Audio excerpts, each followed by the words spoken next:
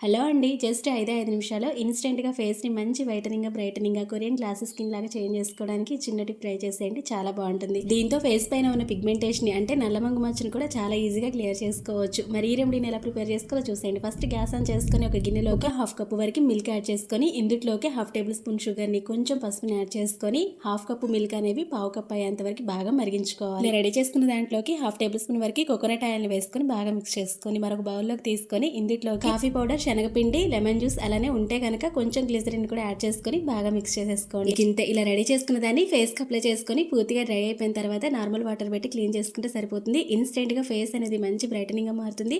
అలానే ఫేస్ పైన ఉన్న పిగ్మెంటేషన్ కానీ ఇలాంటివన్నీ కూడా ఈజీగా క్లియర్ చేసుకోవచ్చు.